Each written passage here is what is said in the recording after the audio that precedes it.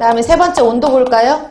온도 같은 경우에는 가장 최적 온도는 50에서 70도씨라고 봐요. 이게 최적 온도가 뭐냐 하면 시작할 때는 중온으로 시작이 되는데 분해 속도가 가장 빠를 때 말하는 거예요. 유기물 분해율이 가장 빠를 때, 유기물 분해율이 가장 높을 때에 그 온도는 약 50에서 70도씨예요. 그래서 70도씨까지 온도를 상승시키는데 굳이 내가 기생충 알이나 잡초 종자를 죽이기 위해서 온도를 올릴 만한 그런 가온 장치를 필요로 해야 하나요? 안 하죠. 왜냐하면 호기성 퇴비화 자체가 무슨 반응이니까 발열 반응이기 때문에 굳이 별도의 가온 장치가 필요 없이 자체적인 열을 가지고 온도가 상승이 돼요. 이해 가시나요? 그래서 50에서 70도씨 정도가 적당하고요. 근데 완료되면은 완료된 퇴비 같은 경우에는 완료 퇴비는 온도가 다시 중온 상태로 넘어간다 그랬잖아요. 그쵸?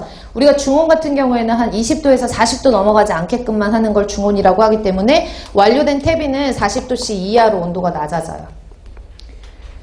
되셨나요? 그래서 고온으로 갔을 때 유기물의 분해 속도, 그러니까 퇴비화하는 그런 속도 같은 것들이 빨라진다라고 보시고 중요한 거는 뭐냐 하면 별도 가온 장치가 필요 없다라는 거.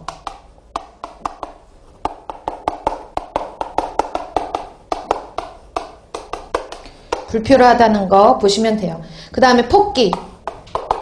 폭기는 뭐 물에다 해주는 거니까 폭이라는 말이 정확하지는 않지만 폭기는 뭐냐 하면 우리가 이제 호기성 퇴비화를 하기 위해서는 호기성이기 때문에 산소가 필요하잖아요. 그 산소를 밑에다 공기관을 깔고 공기를 직접 주입해주는 공기 주입식 방법도 있고요. 보통은 그렇게 하기까지 퇴비화를 하기까지 그런 나중에 보시면 아시겠지만 퇴비화 가치가 그렇게 좋지는 않아요. 그래서 사람들이 퇴비 만들면 뭐예요? 지난 시간에도 말씀드렸다시피 화학 비료면은 그냥 손바닥만한 거 조금씩 뿌려주면 되는데 진짜 그만큼의 효과를 얻기 위해서 우리가 퇴비를 뿌려주려면 몇 푸대를 뿌려야 된다 그랬잖아요. 그렇기 때문에 그렇게 비료의 가치가 높지가 않아서 사실은 그렇게 많이 사용을 하지 않고 사용을 하더라도 우리가 너무 경제성을 많이 따져가지고 돈을 많이 들여가지고 퇴비를 만들진 않아요. 많이 사용을 하지 않으니까.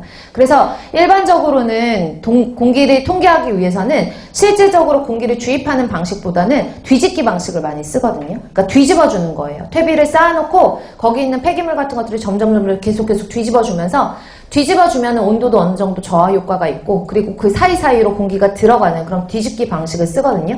그랬을 때 공기 중에 산소 농도가 어느 정도가 돼야지 우리가 호기성 상태를 맞출 수가 있냐 이런 의미의 그 산소 농도라고 보시면 되고 폭이라고 보시면 될 것 같아요. 그래서 폭이 같은 경우에는 10% 정도 대기 중 공기 농도의 10% 정도가 적당하다라고 보시면 돼요. 너무 산소가 부족하면 공기가 부족하면은 무슨 상태가 돼요? 현기성 상태가 되는 거고 만약에 산소가 너무 과잉이거나 공기가 과잉이에요. 그러면 내가 만약에 어느 정도 적당하게 이렇게 섞어줘야 되는데 공기가 너무 과잉으로 들어갔다 그러면 얘가 식어요. 그쵸? 50도에서 70도씨에서 유기물 분해 속도가 빠르다 그랬는데 너무 자주 뒤집으면은 그 사이사이 공기가 외부 공기가 들어가는 거기 때문에 식어버린단 말이에요. 그러니까 온도가 저하돼요. 이해 가세요? 그래서 이런 식으로 여러분들이 알아두시면 좋을 것 같고 그 다음에 저기 이어서 쓸게요. 그 다음에 필요한 게 pH. pH 같은 경우에는 앞에서 설명을 드렸으니까 pH는 처음에 영향을 미치는데 무슨 성에서 시작해요? 중성에서 시작하고 중간에 유기산이나 지방산 때문에 산성으로 됐다가 암모니아 가스에 의해서 알칼리성으로 잠깐 변화를 했다가 최종적으로 중성으로 변한다라고 하는 것들 알려드렸으니까 pH 기억하시고 그 다음에 CMB는 아까 20에서 30에